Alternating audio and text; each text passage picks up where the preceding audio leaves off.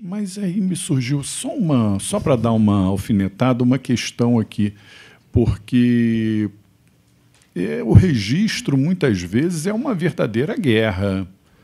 Levar um título para ser registrado é uma guerra, muitas vezes. Muitas são as exigências registrais. Muitas são as exigências registrais. Não estou crucificando os registradores, eles estão cumprindo a lei. Eles não podem se esquivar do quê? Do que consta da lei. Aí chega, eles pegam, doutor Fábio, uma sentença substitutiva da vontade, mas notam que houve, sim, falta de citação ou irregularidade na citação. Notam ali um problema sério no processo. O que eles fazem? Desobedecem o juiz? O que o juiz disse? Quando eu era juiz, eu afirmava, não, o juiz é soberano. É claro, eu estava falando de mim, estava me defendendo. Hoje em dia eu não falo isso, não. Eu sou desembargador? Não. É relativo. Desembargador é que manda. Mas, enfim. O que será, então, que prevalece?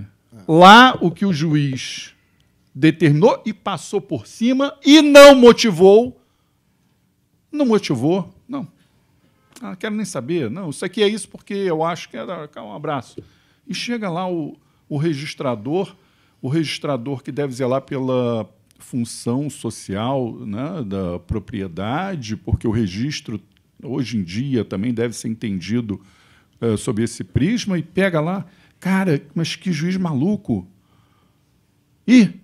Não, cara, não é possível, eu não vou... O que eu faço? Tal? E eu vou pedir licença e um abraço para todos. O bom da pergunta dele é que ela induziu a um caminho de resposta, então ficaria fácil mim concordar com ele, né? Mas essa pergunta dele é uma pergunta complexa, porque envolve duas linhas de pensamento registrais hoje. A linha expansiva, né, das possibilidades de controle, e a linha restritiva, né? Eu acho que tem que haver uma expansão, sim, mas não esse ponto, né? Eu acho que o registrador não pode fazer um controle procedimental.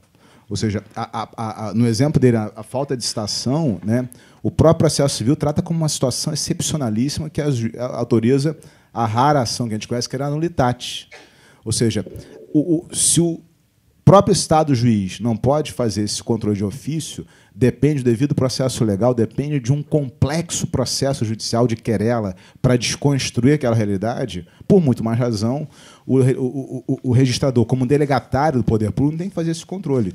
Eu acho que tem que fazer um controle formal, né, e não um controle de conteúdo processual. De maneira que, nesse caso, mesmo verificando a falta de citação, me parece que ele tem que fazer o registro, né, com respeito e admiração pela opinião que eu acredito que seja a opinião dele, pela inclinação tendenciosa da pergunta, né? Mas, enfim, né, para concluir esse raciocínio aqui, saindo do Supremo, saindo do Superior Tribunal de Justiça, a gente passou a ter um grande problema com o Código Civil de 2002. Porque, eu repito, estava sedimentado o entendimento de que não é necessário o registro. E aí me veio o Código Civil de 2002 e diz o seguinte, pedir permissão para ler para vocês. Mediante promessa de compra e venda em que se não pactou arrependimento, celebrada por instrumento público ou particular e registrada no cartório de registro de imóveis, adquire o promitente comprador direito real à aquisição do imóvel. Ou seja, o promitente comprador ele é parte de um direito obrigacional quando faz o contrato. E ele é parte de um direito real, de acordo com esse dispositivo, quando leva o registro. Antes do registro, relação obrigacional, 462 a 466. Registro, direito real à aquisição. E o artigo seguinte diz: o promitente comprador titular de direito real, quem é? Nós temos o artigo anterior que registrou. Então, o promitente comprador que registrou pode exigir do promitente vendedor ou de terceiros a quem os direitos deles forem cedidos, que é o trespasse ou cessão da promessa de compra e venda, que é muito comum hoje em dia, né? Tem um monte de especulador que está comprando imóvel na planta sem ter como pagar, na expectativa de uma valorização imobiliária e passar à frente, né, o contrato depois. Isso é feito através de trespasse, através da cessão a que se refere esse dispositivo.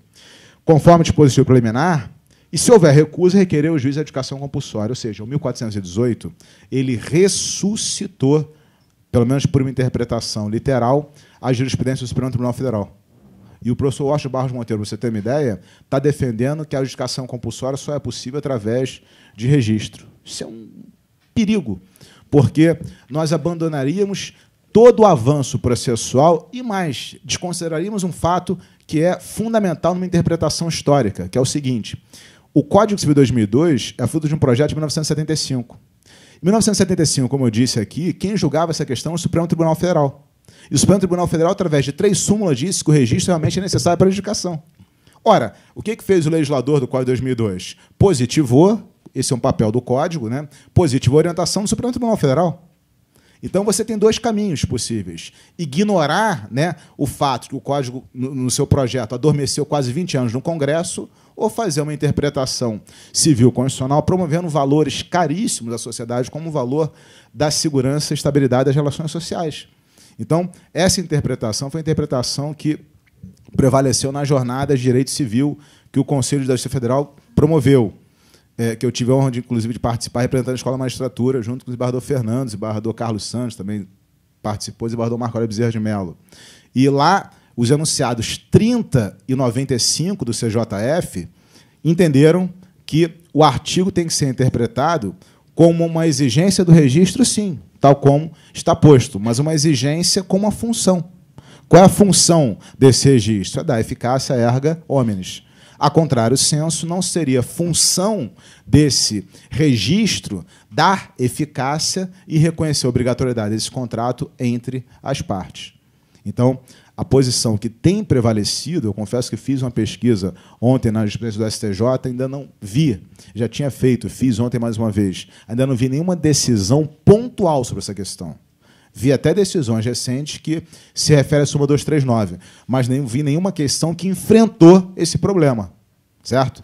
E aí eu espero que o STJ reconheça no futuro, né, a evolução que a súmula 239 trouxe e chegue a uma solução diferente daqui. Porque, passando para um segundo ponto processual, alguns autores veem uma diferença, e me parece que a diferença está correta, entre a ação de adjudicação compulsória e a ação de outorga de escritura definitiva. A ação de outorga de escritura definitiva seria uma ação cabível quando o contrato de promessa não está registrado. A ação de adjudicação compulsória seria uma ação que cabe quando o contrato está registrado.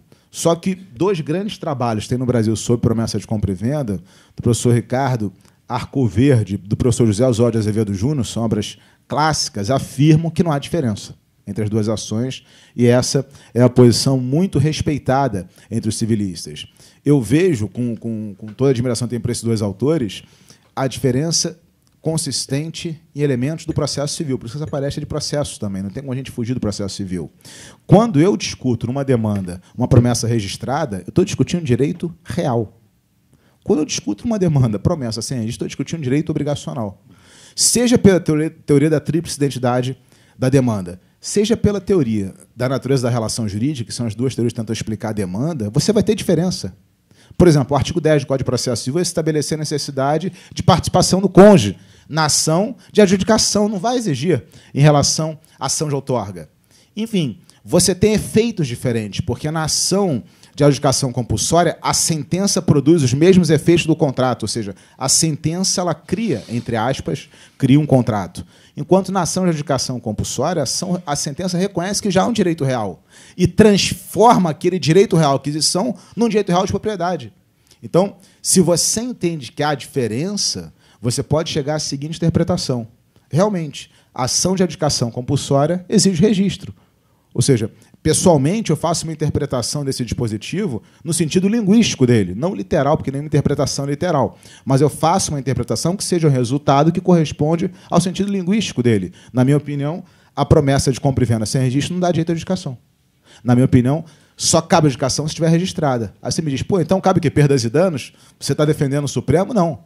Sem um registro, cabe a ação de outorga de escritura definitiva, que é uma ação obrigacional, uma ação pessoal. Certo? Então, esse é um ponto que começa agora a ser ventilado, porque até então era discussão puramente teórica, né? Agora há uma importância prática por força desse dispositivo. A gente tem que interpretar esse dispositivo de alguma maneira, de preferência que não seja extrair o seu sentido, repito, literal, e exigir o registro como fator necessário como condição procedimental para a ação de adjudicação compulsória.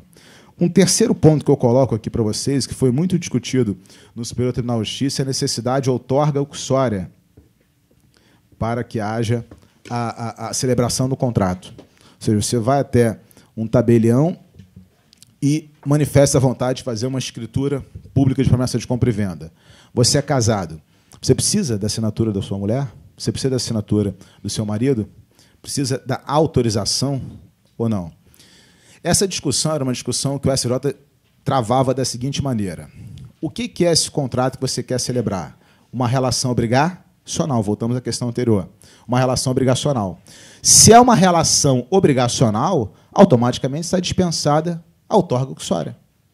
Ou seja, ninguém precisa de uma outorga uxória para a celebração de um contrato. Ninguém precisa de autorização para a celebração de um contrato. Então, o STJ dizia que era dispensável, né, a autorização do cônjuge. E o efeito dessa interpretação, embora dogmaticamente possível, é desastroso. Por quê? Porque você não tem a mulher assinando ou o marido assinando a promessa de compra e venda e vai exigir essa assinatura para o definitivo. Então, a minha mulher diz, olha, eu não vou fazer a compra e venda. Eu, como não, amor? Eu assinei um contrato lá atrás, uma promessa. Né? Eu assumi esse compromisso. Você não pode me deixar na mão, porra. Né? Eu conto contigo. Ela vai dizer, eu não vou assinar. Quem assinou lá atrás foi você se vira. Ou seja, o promitente comprador, né, não terá como exigir o cumprimento da obrigação de fazer em relação a alguém que não fez parte do contrato. Me parece que o Código Civil resolveu essa questão, resolveu bem, no artigo 462. Porque hoje, como eu disse para vocês, a promessa de compra e venda tem que ser enxergada lá na perspectiva obrigacional, 462 a 466. E o primeiro artigo do Código, que trata do contrato preliminar, diz que o contrato preliminar, deverá, exceto quanto à forma, deverá conter todos os requisitos do contrato a ser celebrado. Então, repito, o contrato preliminar, exceto quanto à forma, tem que observar todos os requisitos do contrato a ser celebrado. Ora, o 1548, se não me engano, é o artigo que diz que, para alienação de bem imóvel, é necessário a autorização do cônjuge. Ou seja, salvo o regime da separação absoluta, para alienação do imóvel, é necessária a autorização do cônjuge. Ora, 1647, lembrei.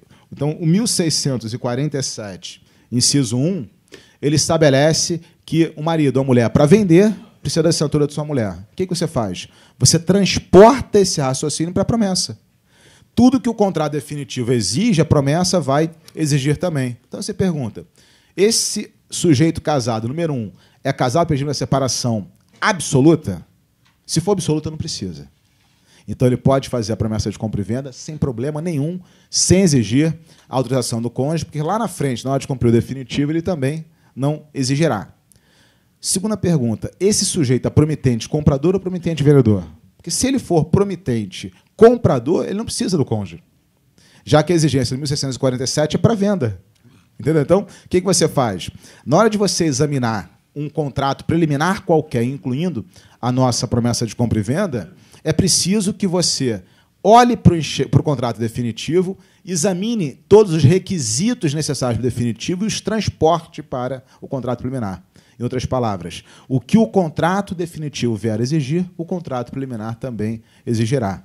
Então, esse é um outro ponto que eu queria colocar, que me parece resolvido. Essa jurisprudência do STJ que eu me referia, que dispensou a autorização, é uma jurisprudência correta, mas construída antes da vigência do Código Civil de 2002. Também não achei, pesquisei, nenhuma decisão posterior, né? Mas, repito, a decisão que exige é uma decisão anterior ao Código Civil de 2002. Um quarto problema envolve a necessidade ou não de escritura pública para a promessa de compra e venda ser levada a registro.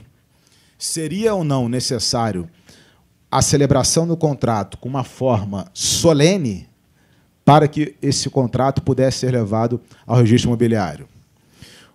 O Código Civil, no artigo 462, o que ele diz? O contrato preliminar, exceto quanto?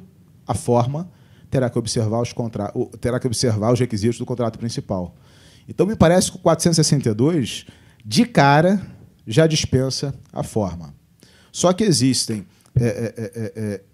um entendimento, né, notarial registral, no sentido de que a escritura pública é necessária. E um entendimento também construído cientificamente, na medida em que o artigo 108 do Código Civil diz que toda constituição de direito real sobre imóvel de valor superior a 30 salários mínimos exige a escritura pública.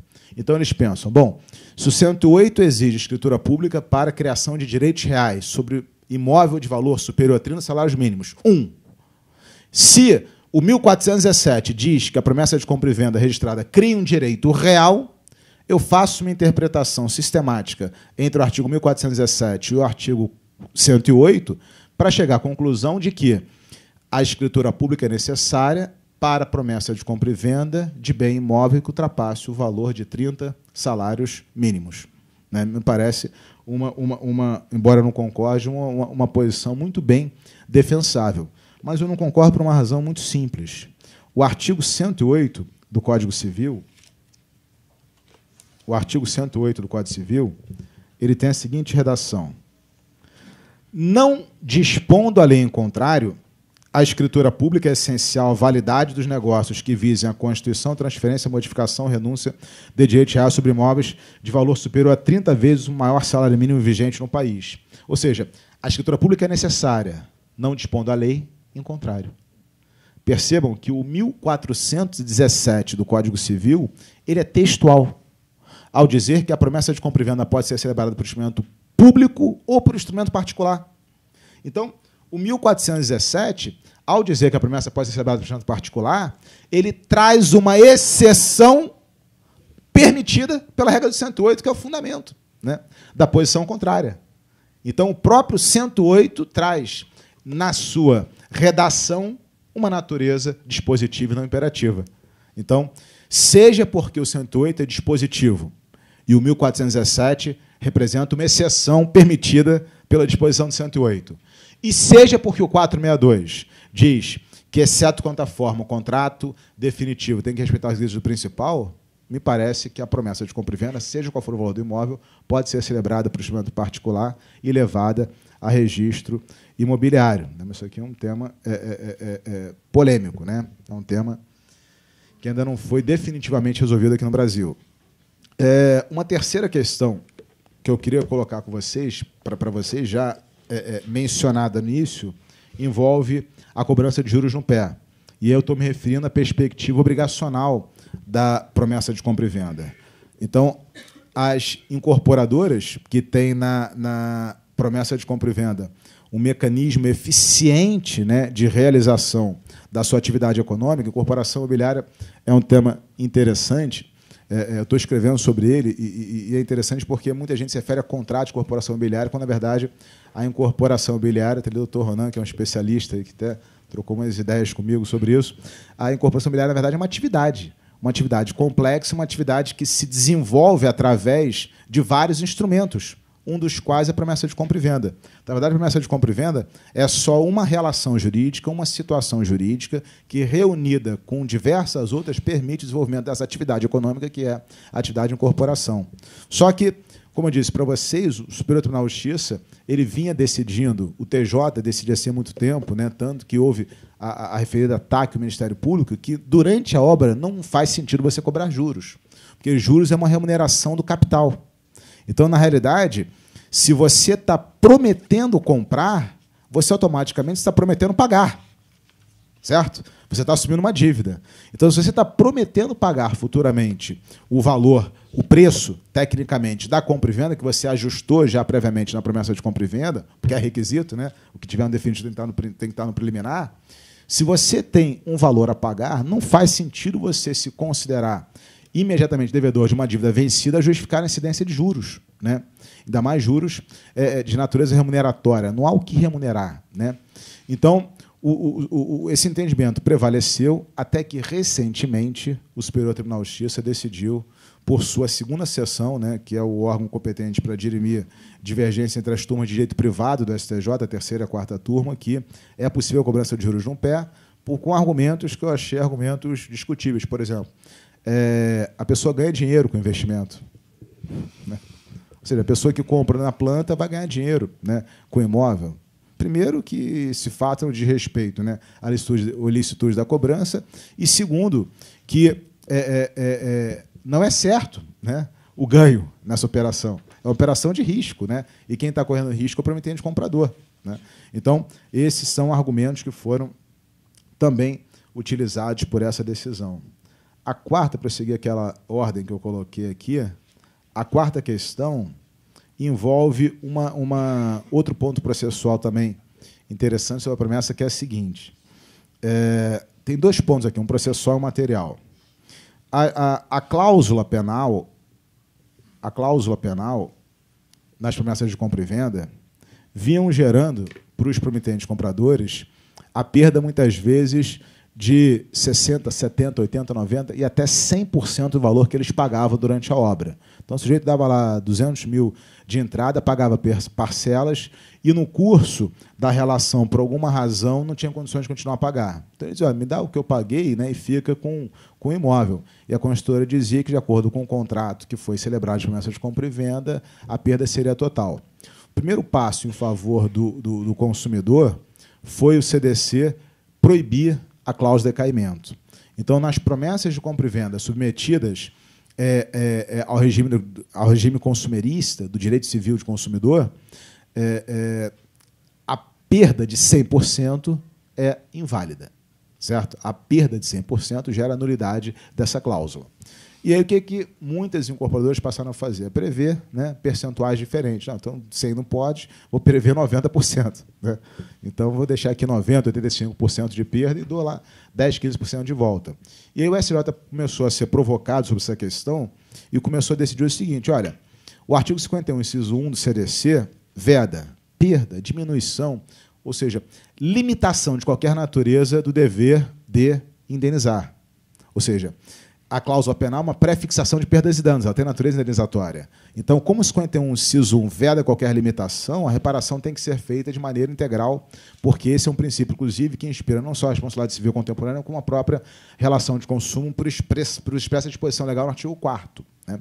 E segundo, porque o CDC veda, né, no 39 e 51, cláusulas abusivas e torna nula a cláusula iníqua. Então, com base no 39, com base no 51, ele passou a interpretar essas cláusulas penais como cláusulas penais passíveis de revisão judicial. Isso é interessante porque decisões recentes continuam a desenvolver esse raciocínio sofisticado para defender essa conclusão. Só que hoje, o Código Civil brasileiro, no artigo 413, traz uma solução muito simples para esse problema, que eu não tenho visto a jurisprudência utilizar. Porque o 413, que corresponde a 924 do Código Civil 16, é o artigo que diz que, quando o contrato for cumprido em parte, a cláusula penal será paga proporcionalmente. Esse momento do Código já existia no Código Civil 16. Só que ele trouxe uma novidade. Qual a novidade? A possibilidade de redução da cláusula penal quando ela for excessiva. E aí existe, a meu ver, um equívoco da gente pensar no direito do consumidor como um compartimento estanque do direito privado. Isso é um grande erro. Eu acho que esse erro que leva à não utilização do 413. Não existe um direito do consumidor. Existe um direito civil. O direito civil é uma coisa só, né? O direito privado é uma coisa só. O que acontece hoje em dia é que o processo legislativo ele como a gente sabe, limitado, né? E ele produz leis civis as mais variadas. Então, nós estávamos acostumados, na tradição do Código Civil 16, a ter o direito civil concentrado numa lei, que era o Código, né? E passamos por um processo de descentralização legislativa em que o Código Civil perdeu o seu reinado, né? Ele era considerado a Constituição de direito privado no passado. E ele passou a conviver com uma série de leis. E isso levou, inclusive, à criação foi uma das justificativas para a criação da metodologia civil constitucional, a necessidade de você reunificar esse sistema que estava fragmentado. E se entende hoje que esse sistema é todo um sistema reunificada a partir de valores comuns, valores que são estabelecidos pela Constituição. De maneira que pensar num direito do consumidor, um direito civil, como a gente tem visto, eu mesmo sou professor de várias instituições que perguntam para mim, você dá aula de civil e de consumidor? As instituições de direito civil me perguntam, e de consumidor você dá aula? Não, dou aula de direito civil. Direito do consumidor é direito civil. Né? A gente está separando isso e está criando compartimentos estanques, onde não tem que existir compartimentos estanques. A professora Cláudia Marques defende o diálogo das fontes, por exemplo. Não existe uma premissa que ela defende, a meu ver, que é a premissa de microsistemas. Não existem microsistemas, coisa nenhuma, existe um sistema jurídico só, um sistema privado, unificado, né? Um sistema que é inspirado, motivado, que é promocional dos valores que a Constituição estabelece, do valor da dignidade, do valor da isonomia, do valor da solidariedade, do valor da livre iniciativa, que é importantíssimo quando a gente pensa em contrato aqui de promessa de compra e venda. Enfim, a gente tem um sistema só. Nesse sentido, gente, se há uma lacuna no Código de Defesa do Consumidor, a gente vai para onde? Para o Código Civil. Não há necessidade de uma sofiscalização do pensamento. É uma energia gasta tolamente. O CDC cuida de uma relação jurídica peculiar, sem dúvida nenhuma. Ele é um estatuto, né? Ele cuida de uma relação peculiar. Mas naquilo que ele for omisso, você vai para a lei geral. A lei geral, o Código Civil. E o Código Civil, no artigo 413, diz: cláusula penal excessiva autoriza a revisão judicial. Então, você tem não só autorização para redução, como autorização para revisão judicial desse contrato, que são dois argumentos que podem ser utilizados pelo prometente vendedor. Olha, não cabe revisão judicial, é um debate, né? Para alguns é um princípio, para outros não, e não cabe a modificação daquilo que foi pactuado entre as partes. Né? E a resposta seria: cabe por uma regra expressa no 413 do Código Civil. Então, nesses casos, o que acontece é o seguinte: o sujeito deixa de pagar, vem a ação de resolução contratual por inadimplemento por parte da incorporadora. E aí começou a se discutir o seguinte, essa questão também chegou aqui ao TJ e ao STJ. O promitente comprador, réu nessa ação de resolução, o promitente comprador que não pagou as suas prestações, réu na ação de resolução, ele não ajuiza uma ação de reconvenção para pedir de volta os valores que ele pagou. Certo? Então, eu paguei 500 mil no curso da obra, não consegui pagar o restante, veio uma ação de resolução por inadimplemento por parte da incorporadora. E aí é julgado procedente pedido, porque eu não paguei realmente, é resolvido o contrato. Só que, eu repito, não pedi a devolução dos 500. Então, depois de 5 anos de processo, eu teria que entrar com uma segunda ação judicial pedindo a condenação da incorporadora a me devolver aquilo que eu paguei. Então, essa questão foi recentemente resolvida pelo Superior Tribunal de Justiça de forma muito prudente, me parece. O STJ diz o seguinte: olha, no momento que o juiz resolve o contrato de promessa de compra e venda, o que ele faz? Devolve as partes ao seu estado anterior. Então, na verdade, a restituição do valor que foi pago não depende de pedido expresso, porque é um efeito natural do pedido que foi formulado pelo autor. Então, se o autor pede a resolução do contrato por inadimplemento, automaticamente ele está pedindo para que a extinção do contrato produza todos os seus efeitos. E a revisão judicial ele pode, inclusive, promover de ofício, revendo o valor da cláusula penal. Então, esse foi outro ponto também que eu destaco, que é interessante. Outra questão também, a sexta, que eu quero colocar para vocês, é a legislação sobre esse tema. A gente tinha o Decreto 58 de 37, no primeiro momento, né, tratando de praticamente todas as promessas de compra e venda. Um decreto posterior estendeu o campo de aplicação dele, até que veio a Lei 6766, em 79. Então, a Lei 6766, de 79, e o Decreto 58 de 37 passaram a ter campos de aplicação diferentes, porque o decreto ficou sendo aplicado a imóvel rural e urbano não loteado, e a Lei 6766 aplicada a imóvel urbano loteado. Só que Decreto 58, 6766 passaram a conviver com uma terceira lei, que foi a Lei 10.406, o Código Civil. Então, o que a doutrina discute aqui é o campo de aplicação de cada uma, se uma revogou a outra. A orientação dominante é que não houve revogação, porque elas atuam, né, em segmentos sociais diferentes. O Decreto 58 aplicado a imóveis rurais, a Lei 6766 aplicada a imóveis urbanos loteados e o Código Civil aplicado a imóveis urbanos não loteados. A sétima questão que eu queria colocar envolve um ponto que eu coloquei no início também, sobre o contrato preliminar próprio e impróprio. O artigo 26, deixa eu ler para vocês também, parágrafo 6º da Lei 6766, de 79,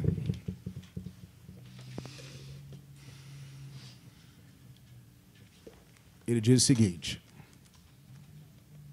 os compromissos de compra e venda, as cessões, as promessas de cessão valerão como título para o registro da propriedade do lote adquirido, quando acompanhados da respectiva prova de quitação. Ou seja, no âmbito de incidência da lei de parcelamento do solo urbano, portanto, nas promessas de compra e venda celebradas no âmbito do parcelamento do solo urbano, você dispensaria com a quitação a necessidade de celebração do contrato definitivo. Ou seja, seria um preliminar satisfativo, né? Porque o preliminar, né, traz conceitualmente a ideia de que é necessário celebrar um segundo contrato. Não só preliminar de promessa de compra e venda, mas qualquer preliminar. Então, por esse dispositivo, você poderia levar a registro diretamente a própria promessa, dispensando o contrato definitivo.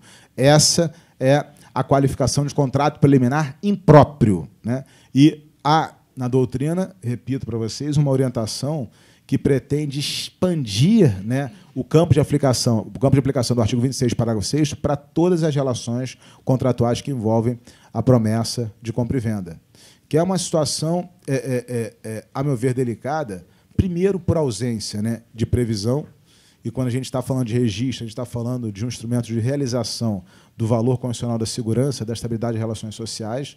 Então, as flexibilizações para afastar o registro devem ser sempre interpretadas, a meu ver, de forma restritiva, nunca de forma ampliativa, com base nos valores constitucionais que ela promove.